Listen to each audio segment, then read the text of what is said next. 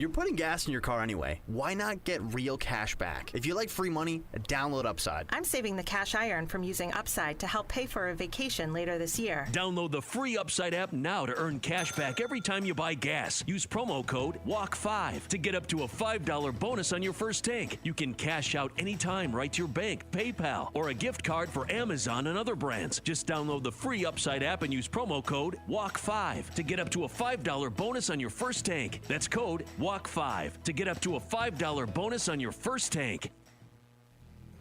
If you have been injured in a motor vehicle collision, you should understand that the insurance company is not on your side. It is the adjuster's job to get by with paying you as little as possible. Call personal injury trial lawyer Brent Adams now for a free no-obligation consultation. Call now, 910-888-8888. Don't hesitate. Call 8. At Brent Adams & Associates, we make things right. Hurricane season begins June 1st, and in Fayetteville, we don't wait for a storm to hit before we take action. Preparedness starts today. Now is the time to build your emergency kit, restock fresh water, and review your family's evacuation plan. Don't let a severe storm catch your household off guard. Know your risk, stay informed, and look out for your neighbors. Find more information at fayetteville.nc.gov/ReadyFay. Together, let's be ready, Faye.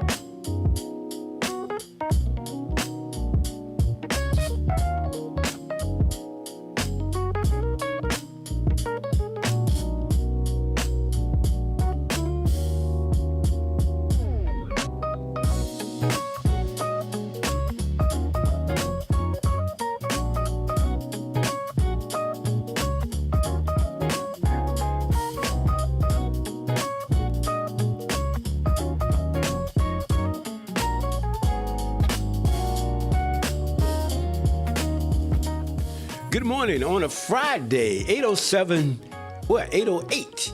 We were just 4 seconds off. Anyway, good morning to you on back to the WIDU Morning Show, 1600 AM, 99.7. Our great, marvelous producer this morning, Sister Tammy Quick. Let's hear for a little. Hey, hey.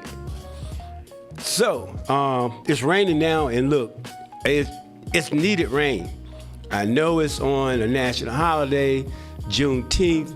I believe that it will, according to my little app, it should be lighting up around noon, and the rest of the day should be clear, but it's going to cool things off a little bit as well. And so, I mean, because it's been an oven out here, man. It's like you can take a skillet, put it outside, and cook your eggs. It was hot, man, over 100 degrees. Anyway, we have DL on the line now, waiting for Jay. Good morning, sir. Good morning, sir. Gotta get Jay on the line. Yeah, I don't know where he is there, man. We need somebody to put out a posse for him. But anyway, though, so today is Juneteenth, the national holiday. Again, this is the 5th observance of Juneteenth here as a national holiday in Fayetteville. However, there's been recognition of it going way back. Nero Coleman, he's been doing the Juneteenth thing for decades. Well, yeah, the thing about that, though, is he didn't need government to tell him that this is a holiday. And that's what I like about that. Because you don't need the public school system to teach our kids. So he's doing what other Black Americans should be doing. Sure, you're right. And a follow-up to that, Spring Lake Mayor Kia Anthony, she followed up and took it to another level prior to it becoming a national holiday as well, with somewhat kind of a foundation and getting support for the observance of this particular occasion here. But anyway, here we are now. We're in the midst of this. There are a number of businesses that have closed in observance of this holiday, and but it is what it is. I mean, hey, okay. Yeah, not the state offices and some government, it's a federal holiday, so federal offices are closed. Correct. The state offices are not afforded that flexibility because they have to have balanced budgets. So they let their employees decide they want to use vacation days on this particular holiday because they get other holidays because a lot of state, local, and county government want Good Friday off, and that Good Friday is not a holiday. The day after Thanksgiving is generally not a holiday, but they always give it to them in conjunction with Thanksgiving. So you can only get so many holidays off. Exactly. I think that's the whole thing. I mean, we're running out of we're running up holidays here. Of course, I'm not a government employee now. Have been one in the past. That can get to be quite interesting. But anyway, though. While we're waiting on Jay, let's talk a little bit of baseball, lighter subject. There would be the College Baseball World Series finals would be Saturday, Sunday, Monday, and it's the best 2 out of 3. Of course, Carolina is there.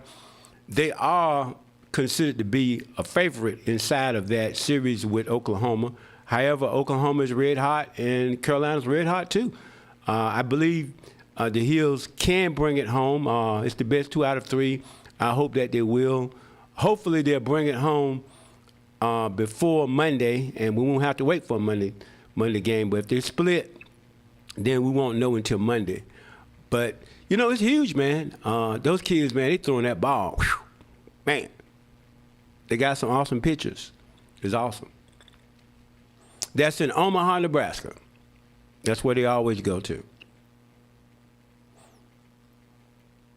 Yeah, they do their World Series out in Omaha. Yeah. But anyway, while we're waiting on Jay. Where they get a lot of hurricanes. Mm-hmm. Yeah, I was in the military with a friend out there, and he just passed a week or so ago. And dated myself, but we're talking about we served together 53 years ago, and but we were both in the Air Force together. So it's quite a bit of a right good population of African Americans in Omaha. If you go outside of Omaha, though, in Nebraska, no. Malcolm X, born Malcolm Little, is from Omaha, Nebraska. Right. Yeah. Right. But and also sports, they had that big ticker tape parade in New York for the Knicks yesterday. And I feel good for the Knicks fans, but they act like they never won a sporting event. They won it was been 53 years. A lot of organizations had never made it to the NBA Finals, let alone win it. And they've had the Yankees, so they've been fine. And Carolina Hurricanes, their parade is supposed to be tomorrow. Hopefully they don't get any rain. I heard that. Sound like Jay just chimed in. I am on the phone. I had problems with my phone. You did? Okay. Yeah. I did. I don't know what was going on. I could not get on the phone, but it's working now. That's cool. That's so cool. We'll go ahead and kick this thing off, fellas. One of the topics that I want to talk about was UFC 250. They had it in the White House, and the folks that are in attendance there. It was different, but folks in attendance had a good time. And that's not the. We don't want to get into whatever should not have and should have happened at the White House, but I want to get to after the fight. They have this MMA fighter named Josh Hockett. All right. I'm not surprised that he's 27 years old because he acts a little bit younger than that. So he made he made a comment, and he called the former FLOTUS First Lady of the United States, Michelle Obama, a man. Now, we've all seen the memes on social media, which doesn't bother me because it's juvenile. I just move on. And but it's the funny thing about them, though, Troy and Jay, I see some folks who look like mud making comments, and sometimes somebody else will go behind me and say, put their profile up. Seriously, folks, you talking about this lady, the way you look? And I just laugh at it because I'm not engaging in stupid stuff. But for this young man to do it, it was terrible. And I say this: the ring announcer, they denounced it, but it should have been at the moment he took the mic from Josh O'Cahane. He should have said that's uncalled for. Josh Rogan, who's the play-by-play announcer for the UFC, and then Dana White, who's the president. He both denounced it, said that's Josh being stupid. I don't agree with him. The president didn't wear his chain. He gave the president his chain before making those ring announcements after he won his fight. The president did not denounce it, and he should have, because it was on White House grounds. It is different when he's saying it and other folks are saying it on social media, but the White House is different. So, and I was very disappointed in that because she doesn't deserve that. And rightfully so. At night when I went to bed, I said, I hope a lot of folks don't talk about it, because if you talk about something like that, it's going to give his legs. And I understood why folks talked about it. And so it was a topic for 3 or 4 days. And as we linger into the opening of the Obama Library, but commentators on both sides have talked about it, the owl. And then I've heard one person say, this is another attack on this transgender community. We'll say, okay, they're going to go that angle, no problem.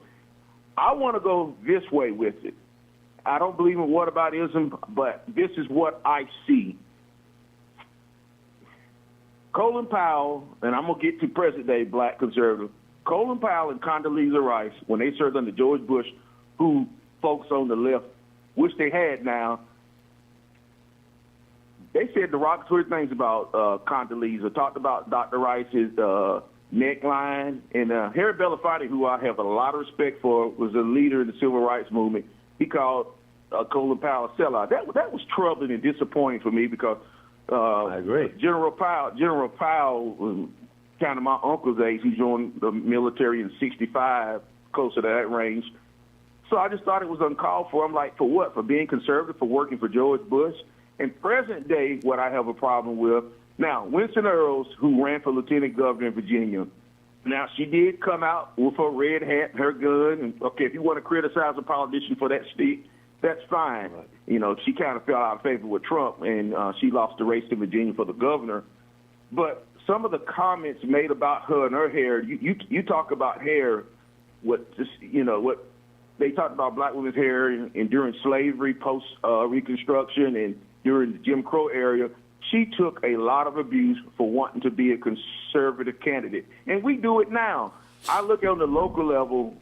I'm black conservatives are called names for what? And one in particular, whose name I'm not going to call, but I'm like, what have these black conservatives done that have hurt black folks in general? Because if I know a lot of black conservatives, and I love listening to their dialogue because I'm not a Democrat or a Republican. But these name-calling, what happened to Michelle Obama should not be happening to black conservatives. If you want to disagree with them, disagree with them. But the name-calling definitely needs to stop, because the ones that I know personally, they done nothing to hurt black folks. If anything, I know some that have helped black folks.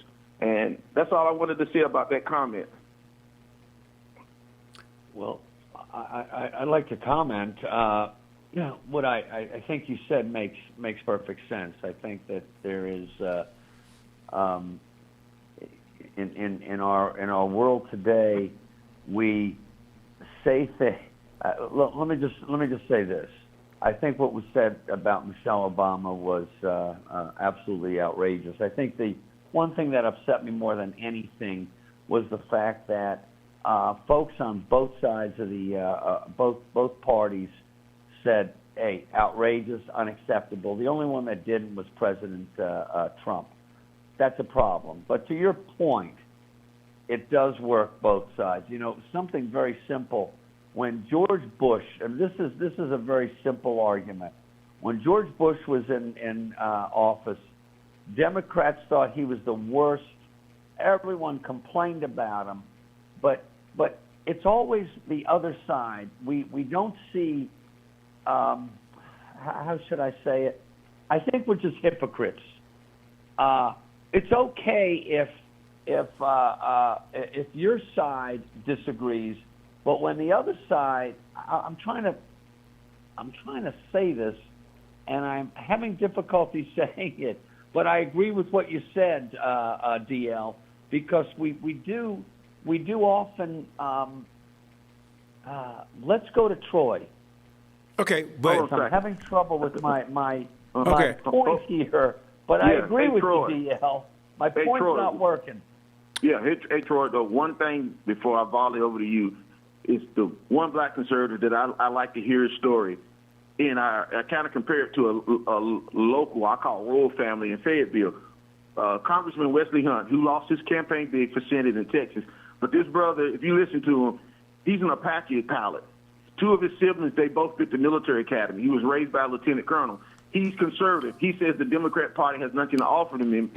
Don Lemon and D.L. Hughley made fun of him and whatnot. He said smiling, and I like D.L. Hughley. I grew up a big of his fan, but he is secure in his skin. And when I say remind me of a family in Fayetteville, my son's late pediatrician, Dr. Larry Harris, his brother was in the military. And then their sister and their family, their father was military. Whenever I think of the Hunts, I think of Dr. Harris, not from the politics standpoint. It's just that structured background. This dude was an Apache helicopter pilot in combat, shot folks and was being shot at. And I don't care what his political background is. I like hearing his story. He is a role model for African Americans despite his political affiliation. Now I'll give over to you, Troy. Sure. Dr. Harris was my daughter's pediatrician too, as well, and so she was C-section birth. So he was there when she was born. You know, a pediatrician has to be in the room with that type of delivery, and a great guy. But I like Dr. Harris, but he told me this story one time. It was funny. So, kids are scared of their doctor. He said, man, I'd be at the mall, and I wouldn't have on my white coat or anything. The kids would see me, and I'd be there. They take off running. I mean, that was so funny. But anyway, great guy, though, great guy. And, he lost his brother in a plane accident, the one that was a dentist. But you're right. We're talking about people having the ability to produce successful offsprings, and let me say this. I believe success is not just about making money or having a job with a big title. Success to me means that you grew up to be a decent person, because you can make a whole lot of money and have some awesome titles and still not be a nice person. And I think success really means being a nice person. Back to this guy's comments. The thing is, though, you see, this is what's interesting to me. The left is going to say, whenever they say something, they're hollering and screaming First Amendment rights and free speech, like they do with a Jimmy Kimmel. You see what I'm saying? Oh, you gotta, you can't limit somebody. You can't tell them what to say. But then when the script is flipped and something is said about somebody on the left, oh my God, I can't believe they did that. That's just so terrible. There needs to be balance, of course, but I would agree with you, DL. One thing is, when someone does something stupid or they say something stupid, I believe a remedy to the challenge would be to ignore them. Because if nobody doesn't blow it up or make it big, then what they did becomes null and void. But when we blow it up, it gets inside of the media cycle and all this other stuff, that's their intent in the beginning. Wouldn't you agree, Jay? Oh, totally agree. I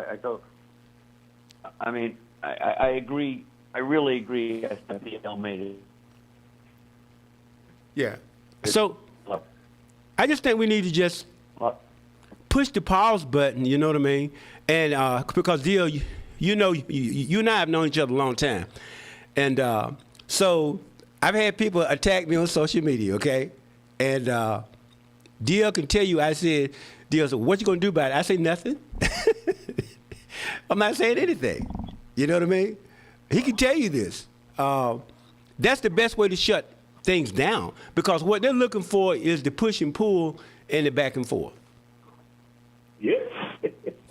But you're a better man than me, though. Well, I'm just saying because, look, number one, because this particular person that made some pretty obnoxious comments about me, and see, here's the backdrop to that, Jay. The Civil War History Center was being built right now. Matter of fact, it's under construction. I was there. I was writing for the Federal Observer as a columnist. I just happened to be there. I didn't say anything. I didn't do anything. I hadn't written anti-History Center pieces, so I guess some people viewed me as being the enemy, but I didn't say anything. And so the photographer for the Federal Observer was taking pictures, and I happened to be in one of them, but it wasn't focused on me, but you could see my image in the photo. And they go on Facebook, and they're killing me, man. Oh, no, this guy's like Uncle Tom, is this, that, the other, da-da-da-da-da. And DL saw it, and DL was like, dang, man, blah, blah, blah. I said, man, look, I'm not responding to that. I'm not going to respond to it. I mean, it wasn't even tempting to me to respond to it. Story. So what now? If you respond, you make it a bigger story. That's what I'm saying. I'm elevating this person, right? Yeah. But that's how, look, and this person continues to do that kind of behavior, and, that's just the makeup of that individual. So I say, let it go. I don't care even if it's a comment from the White House that you don't like. Stop responding to everything, When I used to talk to kids, I used to tell them this. I said, look, what if one of your students, your colleagues call you purple? Would that upset you? And they would say, no. I said, well, why not? Because I'm not purple. Well, when they call you other things too, if it doesn't fit you, don't get upset. Let it go. Yeah. I think at times that's easier said. I think at times it's easier said than done. Like DL said, I think what you do, ignoring it, is really the right thing to do. But in the heat of the moment, that sometimes is very difficult to ignore, and that's when things get out of hand. But you're right. Ignoring it is the best thing, but I think human nature often tells us not to ignore and to get into it, and that's when you have problems. But you're right. Best thing to do is just look the other way. Now, I may get tested on this before the day is out, and I may not pass the test. But I'm just saying I think that's what we all should do. Anyway, before we go to the break, coming back after the break, we'll be talking about the opening on yesterday of the Obama Center, and we'll talk about that. And we're going to have Jay leading off on that. He's a fan of that. I am a fan of that. So what now? I am a fan. Yeah, I don't know, but well, whatever. It does look kind of different. So I'm a Trekkie, so I guess I can swallow that. But anyway, though, we'll be back for more following this.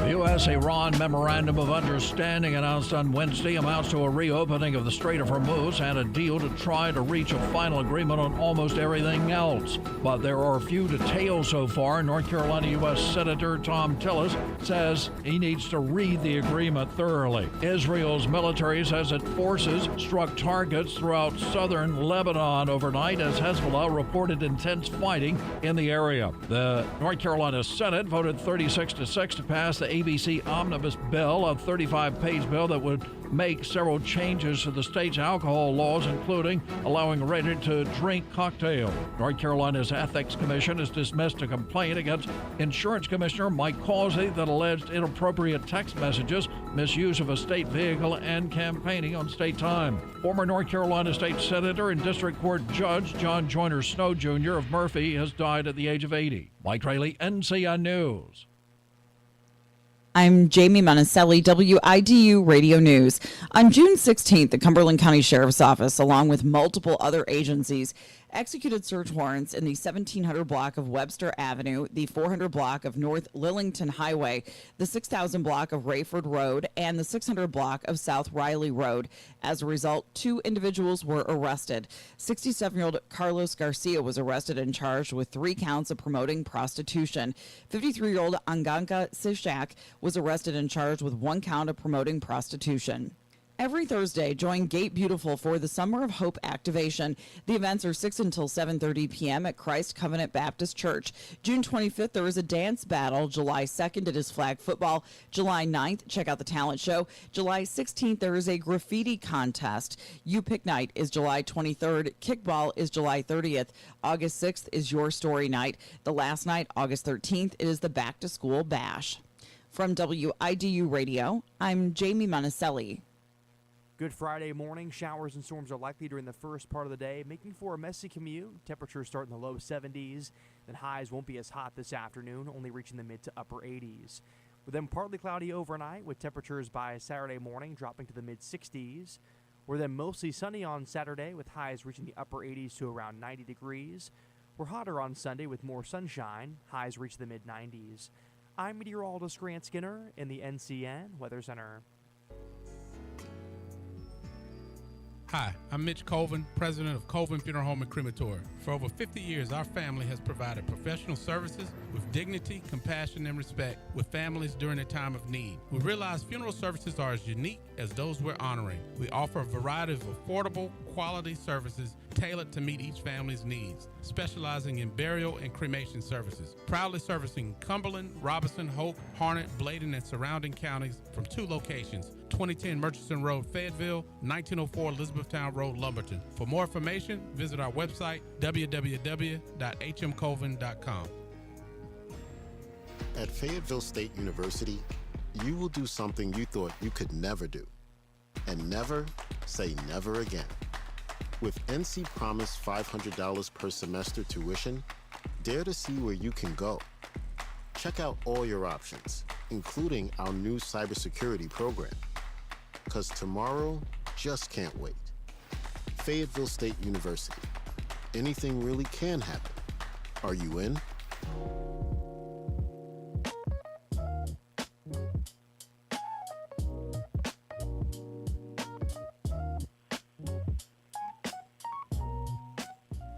It's rainy outside, and it's going to be that way for at least probably another 2.5, 3 hours. But we really need to bring that water table up there and make those lawns look a little green. It's just interesting how the water that falls from the sky can be so different from the water they pull out of the ground when it comes to your vegetation. But anyway, back to the morning show with Jay and DL. And Jay, back to you, sir. Yeah, the new Obama committee. It's more than just a library. I think that's what's very exciting about the new Obama Center. It's really a place for people to congregate. I think it's in Jackson. It's in the Jackson Park area, which I think is South Chicago, near where Obama was born, and the area he was brought up. Not born. He's supposed to be born in California. Hopefully going to re-energize that area, and it needs it. And I think that placing that center there is definitely a good thing.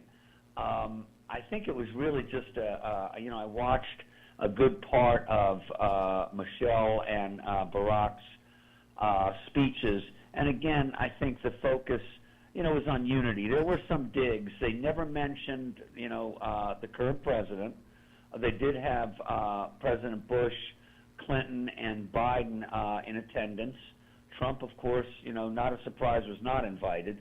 but there was really a focus on unity, and I thought it was very positive. Now, one of the things that's very interesting, you know, when you, for whatever reason, and it's not a surprise, Hollywood is definitely left-leaning, so they had a lot of the A-list celebrities, including Stevie Wonder and Bruce Springsteen. It was just a very positive event, and you know, when watching it, I just felt very good. I felt like there was hope again, and I know hope was the a focus of Obama in his 2008 run for president, and I just watched it, and I hate to say it, I just felt like there was class back when talking about this country. We just seemed to have a focus of positivity, and I thought it was a good thing. So I was very excited, and again, this is more than a library. There's a lot of things that folks can do when they attend this center. So I think it's very exciting. You know, every president has had a library or center. This one seems a little bit different, and I think it's good for the country. And I was very excited when I watched it. So anyway, I know there's a little controversy around it, and I'm sure we'll talk about the actual building of the center, but that's my 2 cents on it, guys. Yeah, I think you erred. He wasn't born in Chicago. He's reportedly born in Hawaii, though, okay? That's his birthplace. Oh, born in Hawaii, that is correct. He grew up in Chicago. Right. Well, he didn't really grow up in Chicago either. he came there as an adult, you know. He came there as an adult when he was got out of law school, and because his activism and his activism and stuff like that. Right.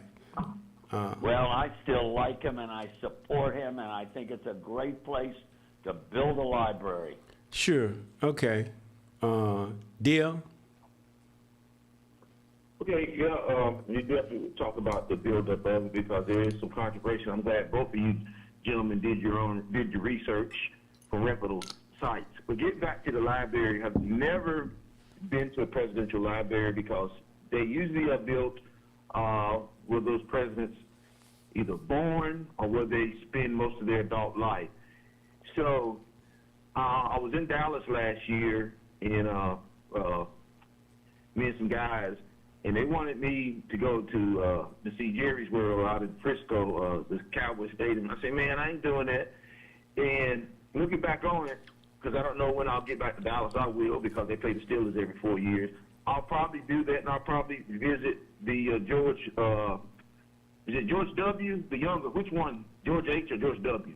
George H. is the dad. Younger. George W. Is the son. Yeah. Okay, so George W. is in his library is in Dallas, so I will probably, if I do get back out there, I'll see that. And if I ever make it to Chicago, I'll see the president. I got to have a reason to go to the area. I don't have any reason to go to Arkansas or Bill Clinton's at, so I'll never see his library. It just depends on where I'm at, you know, because I like the airplane that's in Reagan Airport out in California. I may make it out there. I like when I see that airplane that's hanging in there. I really like that. I think that's really cool. So I love going to museums and stuff like that. To get back to the Obama library, it's pretty big. You know, it was they had some delays, cost overruns. But Jay, I didn't watch it on TV because I was traveling yesterday. But you said all the big wigs was out there, and all former presidents were there except for one. So you know, I just hope the citizens of Chicago benefit from it.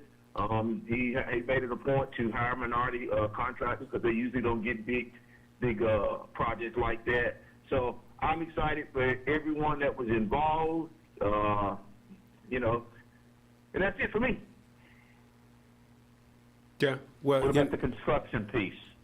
Yeah. So let me ask you a question, though, Jay. So when you look at that building, you think that's an attractive building? I mean, just honestly, you think that building? I do. You do? I sort of, you know, I like modern.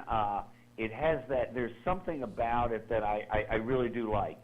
Yes, I like it.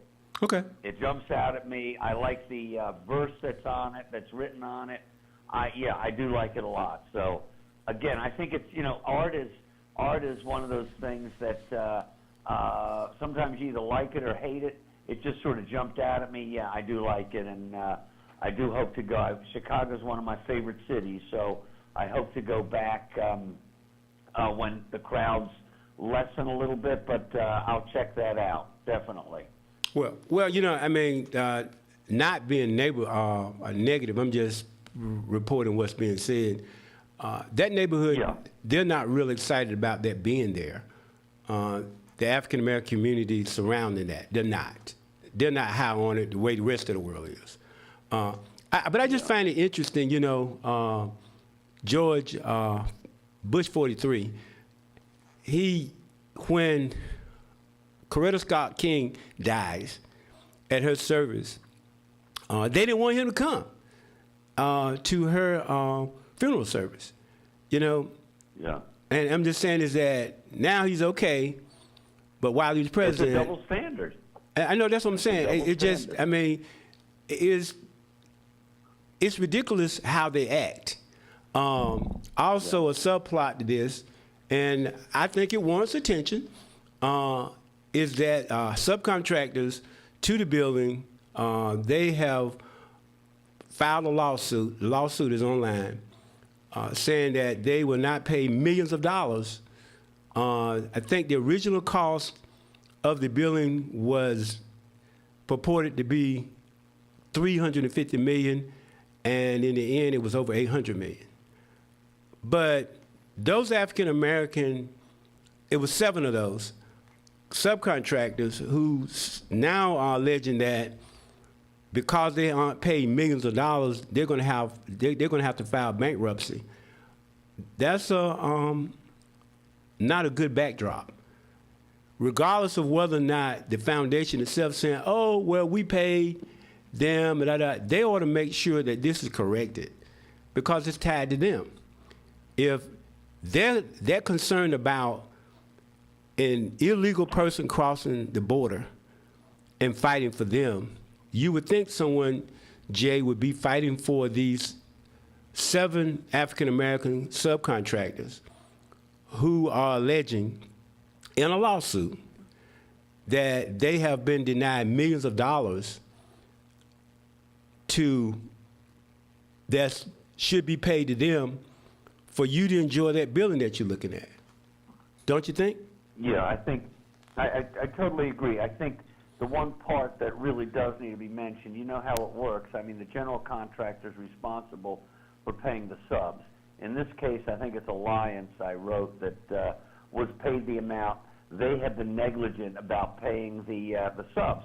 But you are right. There is part of that where, while they are responsible for paying the subs, it's not the foundation's responsibility. Ultimately, the Obama Foundation should sort of step in and say, "Hey guys, wait a second. We paid you. You got to pay these subs. They're hurting. Some of them are claiming bankruptcy." So I see both sides. Ultimately, it is the general contractor's responsibility, but I think that the Obama Foundation probably should get more involved and step in and say, "Hey, do the right thing. Pay them." So I hear what you're saying. Yeah, because these are the people that are declaring, "Hey, look, man, I'm about justice and I'm about fairness and all truth and all this other stuff." How can you prop yourself up to be that kind of person and allow that to go on and not address it? Because it's not right. You see what I'm saying? And now, I don't know about the state of Illinois because I did do a little research. Now, in some states, if a sub is owed money and they can't get it, then they could be allowed to put a lien on the building because they help build it. Yeah, that's right. And so I don't know what Illinois' rules are regarding that. But look, it should never have gotten this far in the beginning. But not only that, though, the problem I have with Jay is that there seems to be no compassion towards these subcontractors. You know what I mean? You know, oh well, you know, ain't got nothing to do with that. That's on the general contract. Okay, oh what, really? You know, that's not fair. Yeah, well, I would say that again, I hear both sides. I think that at the end of the day, that there should be some sort of condemnation by the foundation about the treatment of these subcontractors. I'm not sure where it stands. The hope is that they will be made right. But at this point, it's a bad look to have black contractors not paid for the Obama Library Center. Not a good look, and it's the wrong thing. So hopefully they'll make it right. And I think we need to follow that story so that we can, we can update it. Because if they're not paid, that is a problem. Yeah, I agree with you, Jay. Now that it's out there and it's widely known, the former President Obama should make sure this does not linger on, because it takes away, because you wanted to help minority businesses. We don't want to hurt them. So this needs to be rectified sooner rather than later. Sure, and I think that's what a reasonable person would say needs to happen, not just, I got what I want. Because, Jay, if someone were building a home for you or whatever, and you knew that had happened to a sub, my question to... Unacceptable. Right, I don't think that you would feel good about that and just say, hey, look, man, it's not on me. Technically, I paid the general contractor or whatever, and, blah, blah, that can't be okay. It's about doing the right thing. Sure, that's what I'm saying, right. It's about doing the right thing. And those subs, that's what they're screaming about. And they're saying, like, look, it's not a day of celebration for us because we helped build this Ephesus, and in the end, we've gotten millions of dollars into this, and we're not being paid.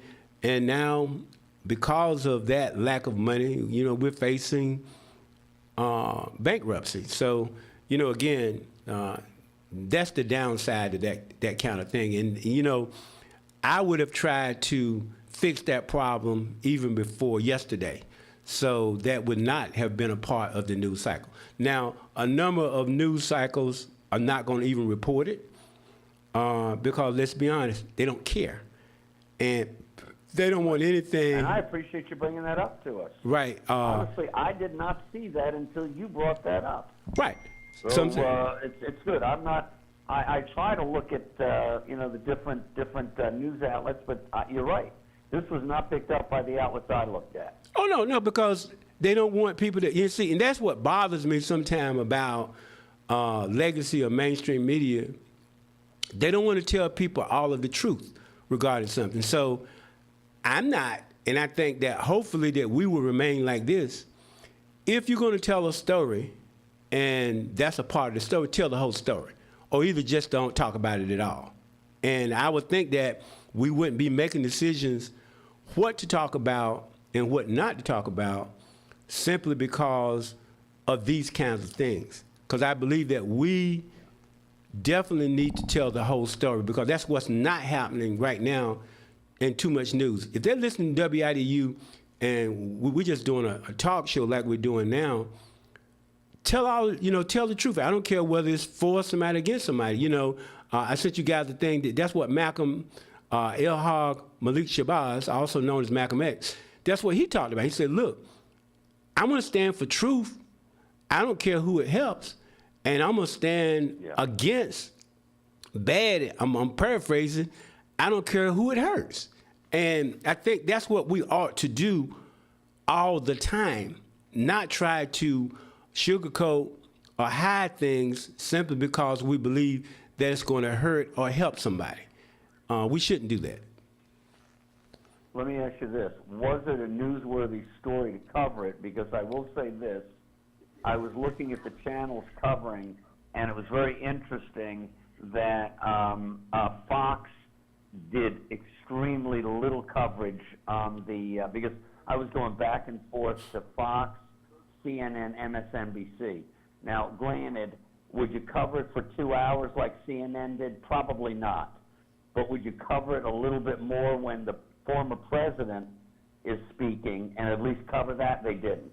At least live when it was going on. Well, sort of surprised me a little bit. Let me ask you a question. Anyway. Okay, so Who's the last president? They always cover Trump. I'm talking They about. always cover Trump when he is speaking. And again, he is the current president. But you would think a former president speaking, opening his library, that would get a little bit of coverage on Fox. How much coverage? How much coverage did the Clintons get? Do you remember? They got a lot of coverage. I don't recall. Now, I don't know about the. Are you talking about the library? I'm talking about the library. I'm talking about their library. In general. I'm talking about their library. You know what? Honestly, it was so far back. I don't remember. Maybe very little. I don't know. I can't speak to that. I can. Do you recall? I don't know. I don't watch either one because that involves watching cable TV.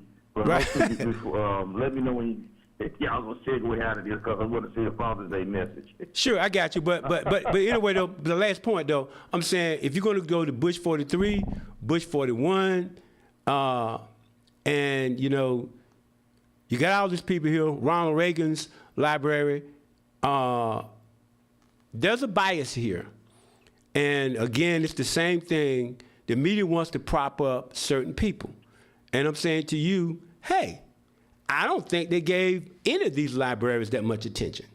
If you can come up with something to refute my assessment of it, then share it with me. But I think that they focused a lot on this, but, you know, big deal. Okay, everybody's all excited about it like it's the best thing since sliced bread. That's okay for you to feel like that. But let's go back and see with all of the other presidents, were they given that kind of attention? I would say no. Yeah, I can't say one way or the other. I just made a comment just from yesterday's coverage, but you may be right, but I don't know. Right. So okay. I can't comment on that. Sure. Well, look, we got about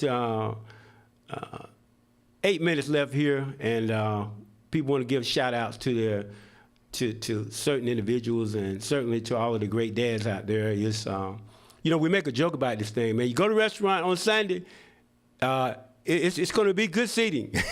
All the seats are not going to be taken up. On Mother's Day, the line is down the street, around the corner. But anyway, though, yeah. You are right. Yeah, so Troy, yesterday when you had on Mayor Mitch Colvin, you know, you guys are just having fun talking about Cowboys and a number of other things.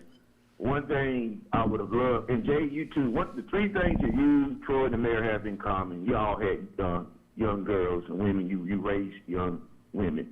Yeah. And Jay, your daughter is giving back because teachers, they're not making money. She has to have a passion for it. And Troy, your daughter, I don't even know a lot of black veterinarians, let alone oncology veterinarian. And Mayor Colvin's daughter, I know she's attended Ivy League schools. And Troy, you said something earlier in this show about being, you can be rich, but you should be a wonderful person. So you guys being fathers are raising amazing daughters, and they need to be inspirations for all women. But I'm talking about the black community coming back here in Fayetteville.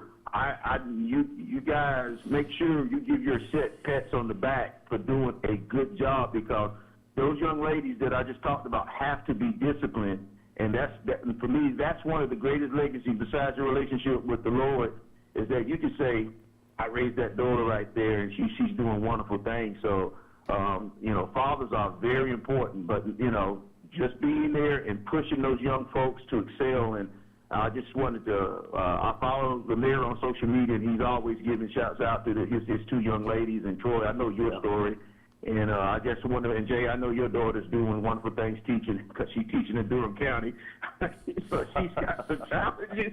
So I just wanted to give you guys, it's Happy Father's Day. I'm just glad that these young ladies are doing wonderful things, and I know I'm going to continue to hear about the wonderful things. Jay, your daughter needs to get into administration so she can make some money. She's come out of the classroom, go get that master's of education in administration, and make a little bit of extra money. Yeah. She's got her master's in library science, so she's going to be a media specialist in the school this coming year. But again, that's 5%. And it's not the big bucks. She's never going to make the big bucks, and you're right. Administration is the way to go. But let me just say something, too. You have a son, correct? You have Correct. 1 or 2 sons? 3 sons. 3 sons. So, 3 sons. So let me tell you, while we might be doing great things for our daughters, obviously you've brought up your kids well, and I think it works both ways. I think you're right. Troy, you said it right.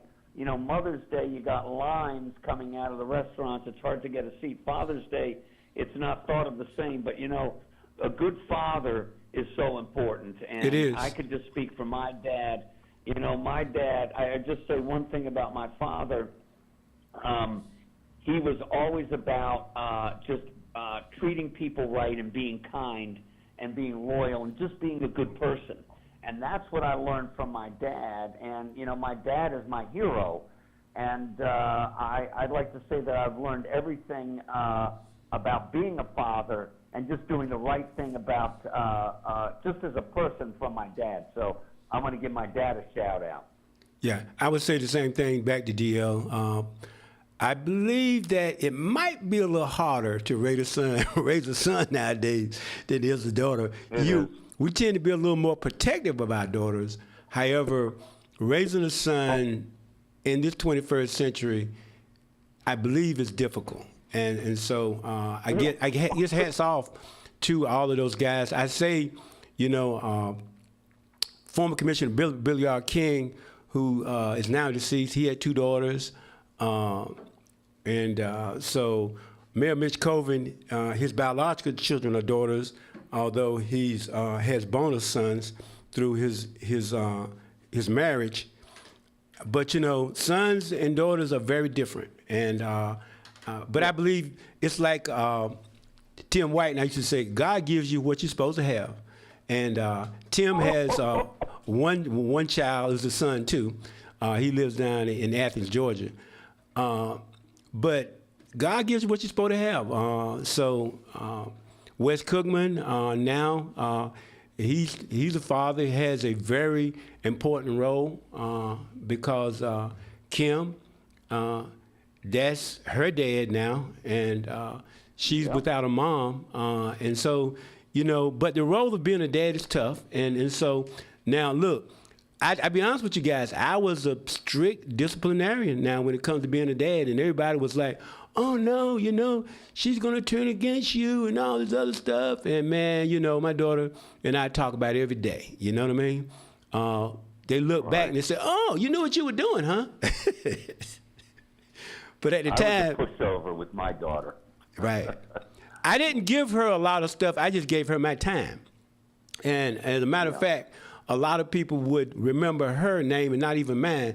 I know for a good 20 years, I was just Ashton's dad. That's all I was. They didn't even know my name.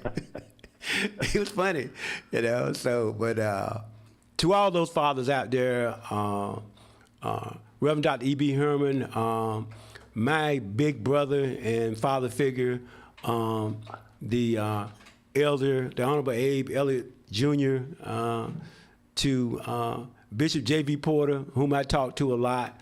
You know, he had sons, no daughters. All he had was sons, and they're following him in ministry.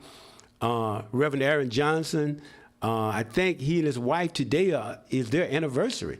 I think 52 years or something like that. I mean, it's way up there. But anyway, though, there are a lot of people that are doing great things as fathers, and I can't name them all.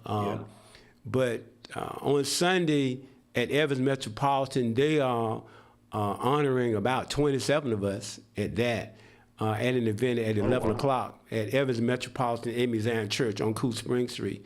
So again, you know, to all those dads out there, I salute you. Thank you for being a great dad. And I remember my dad, I'm his namesake. I'm the little Troy, and he's the big Troy. So Little Troy. Yeah. Can we call you Little Troy? No, they called me by my initials was T.A., Troy Alvin. So I picked up the initials when he was living, and then when he passed, I just segued on into the whole Troy role. But anyway, love you guys, man. Happy Juneteenth. Have a great day today. Hopefully the rain will stop. Coming up next, we're going to be having the car doctor. He's coming up at 9 o'clock. And so that's from, is that Brian Honda? Brian Honda is going to be coming up next. Don't go anywhere. At 10 o'clock, are those guys in on day for the holiday? Do you know? Heartbeat. And at 11 o'clock, MP3. So look, great lineup on today. You all have a great rest of your day. Know that you're too blessed to be distressed.